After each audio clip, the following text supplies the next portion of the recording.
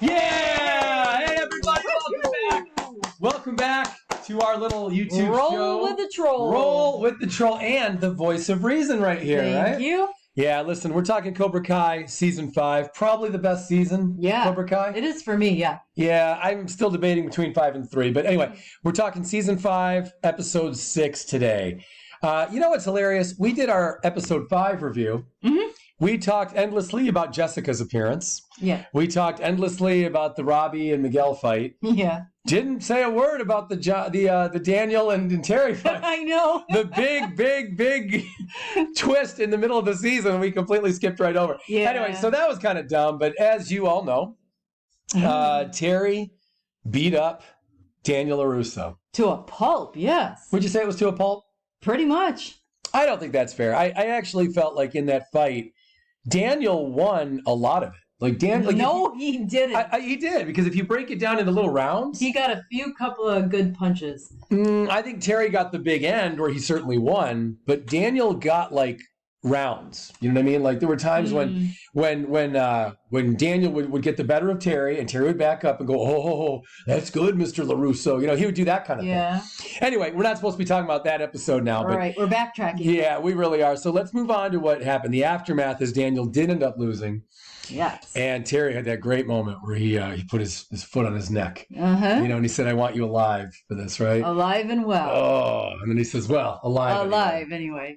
So this episode here now, episode 6, I think this one might have had the more heart than any other episode they've ever done on the show. Oh, yes. You thought so? Yeah. A couple of them in season 3, I mean, we've also had a lot of heart. But this one, the whole episode was pretty much just trying to make Daniel feel better and getting him to get his nerve back and rise back up. Yeah. I love it. And everybody came out to do it. I mean, so much payoff in this one episode for me. Yeah. I'm surprised that I'm really surprised this show stuck with this theme throughout the episode.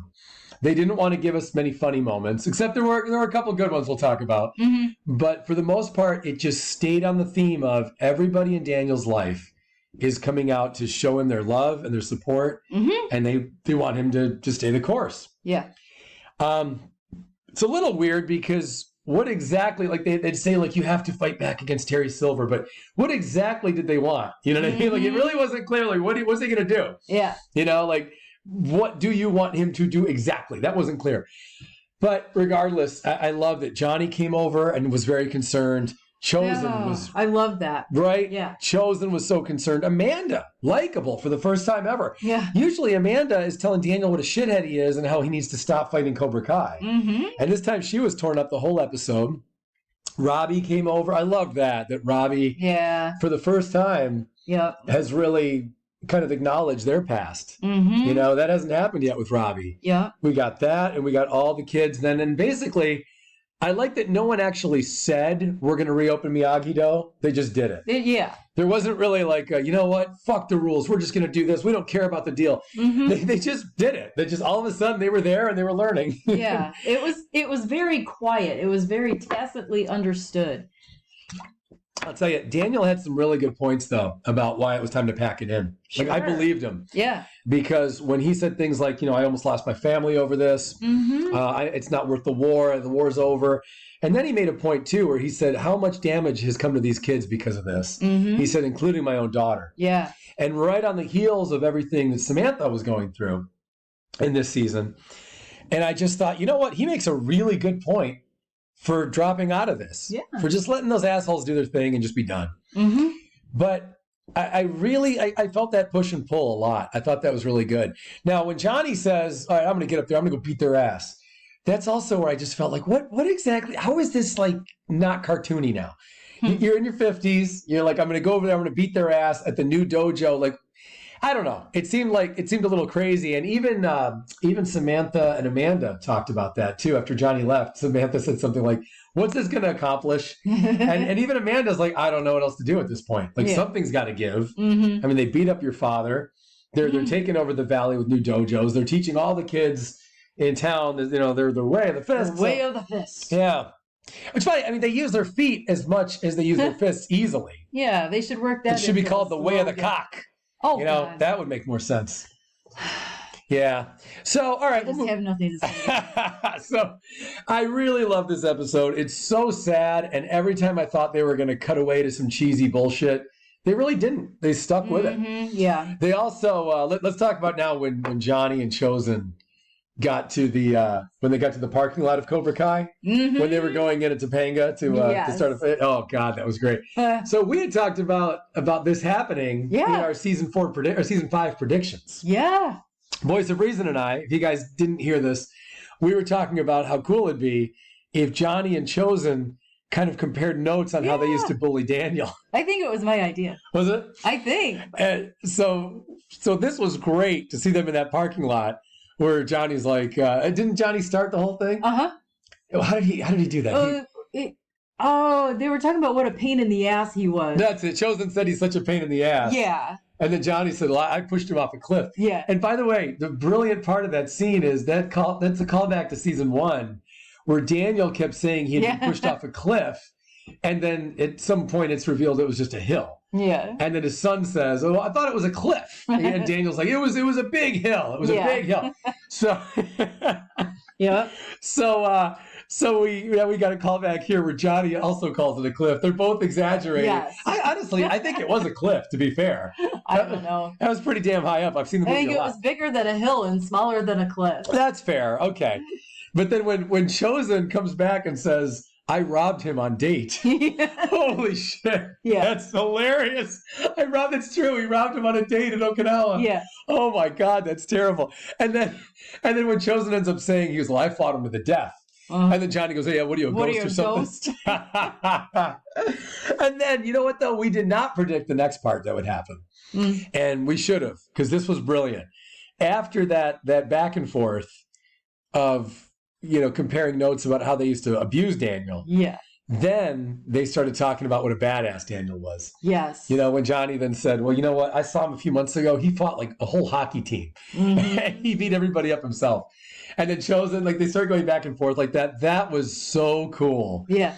Because it's fun to bag on Daniel in this show. I think it's fun to call him an asshole and all the stuff we do. Yeah. But it's also fun to remember, he's the Karate Kid, guys. He, no matter how unlikable you might have thought he was the one who did all those really cool things in those films. And if you care about those films like I do, that still matters to you. He was still a badass in those movies, no matter how much sobbing and whining he was doing.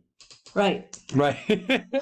Now, how about this? There was a Miyagi quote that Chosen said that was so perfect when they beat up, they started fighting the first guy, blonde guy, the blonde sensei. Yes. And then when the rest of the senseis... At Topanga. And then when everybody else showed up, then they...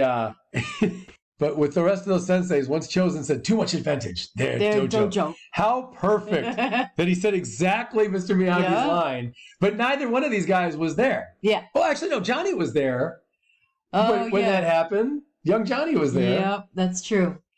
Yeah, too much advantage, your dojo. So that would have been great if Johnny turned to Chosen and said, you got to be fucking shitting me. Did you really just say that? Back in 1984, Mr. Miyagi said the exact same thing. How the hell did that happen all these years later? That would have been good. Yeah. Yeah, do you think they should have fought instead? Do you think that they should have just fought? No, I think Chosen was wise in his assessment of that situation. Yeah, but then later, well, we'll talk about that when we get there. But yeah, what a great episode. This had a lot of heart. It still had a few good laughs. And I think it was a really necessary middle of the season piece to kind of, to remind you of the stakes, but also to team up Chosen and Johnny before any more time went by. I felt like this episode in the middle of the season, just it kind of catapulted the rest of the season. You know, it was like this breath of life and this motivation for the rest of the episodes. Like, now we're getting down to it. Yeah. With all the times that they just kind of regress into just silly jokes on this show and really campiness and stuff, I really liked that this episode mostly kept it serious. And really did end on a strong note that Daniel was going to believe in himself again after what happened. This one was really about relationship building. It was going back and rebuilding or establishing bonds for the relationships for the rest of the season, you know? Yeah. The bonds that they need to defeat this enemy. It's a good point. I mean, Amanda was the big one because she had just gotten home from meeting with Jessica. Yes. And how cool they made her cousin. I think that's love great. that. I love it. So for her to come home now and mend things with Daniel and everything, think about that. While she was out there being away from Daniel, he kind of needed his family the most. Mm-hmm. You know, Daniel had to come home from the Terry Silver ass beating to an empty house, except for Chosen. Yeah. Chosen was probably watching The Bachelor again. You know? So Daniel had to come home to an empty house with an ass beating. Oh my God, how humiliating. I can't imagine that. Being in my 50s then, you know, Daniel's like 53 or so. Mm. You're a rich guy, you got a real career, and this old man beats you up. The same guy who used to torment you as a kid. Yeah, that used to beat you up. Yeah. Oh, Jesus Christ. I can't tell you. I really empathize with Daniel. I kept thinking, like during the episode, what would I feel like having to go home and go to bed with a black eye after being beaten up by an old man as a grown man? And my family's not even here because they've abandoned me because of the feud. Mm-hmm. Holy fuck, that's dark. Yeah. I could have used some scenes of Daniel coming home and being beaten up and everything else. I think that would have been a little bit better to really feel his pain more. Really? Yeah, I could have used that. I don't think that was necessary at all. I think everything's necessary. We saw the condition that Terry left him in on Stingray's floor. And then in episode 6, we see him in bed and Amanda is tending to him and you can see the concern on her face. And that was all I needed. I don't have to have them spell it out for me, whatever happened in between. Do you think when he was laying on that floor, do you think that Silver left and Daniel eventually showed his own way out? Or do you think that Stingray and Terry at some point just said, you got to leave now, dude. We're going to watch some TV. Get the fuck out. I don't think it was either. We got a show to watch. We got Netflix here. Get the fuck out. And by the way, Daniel had brought over the new PlayStation. Yeah. Do you think Daniel brought the PlayStation back home then? Or do you think he still gave it to Stingray after setting him up like that? Yeah, that's a good question. I'd really like to know what he did with that PlayStation. Right. That'd be a fun deleted scene. If Daniel gets up, he's got the black eye and everything, and he like just says, like maybe Stingray is there now. I wonder if there's any blooper reels about that or like deleted, just ad-libbing scenes where. You know, it would have been funny. Daniel should have been at home playing the PlayStation. That would have been fun. Daniel's at home with it, and so he didn't actually end up giving it to Stingray. That's funny. That would have been important to me to see. Here you go, Anthony. Yeah. Anyway, thank you all to the audience. Please let us know in the comments what you thought of this video. Like, subscribe, all the other shit. In the description, we've got a ton of links to all our other Cobra Kai videos. There's a million of them now. We've been talking endlessly about this show since season 1. Yeah. Yes. Yeah. So visit some of those motherfuckers. We'll be back soon for episode 7. Thank you so much. Bye, guys.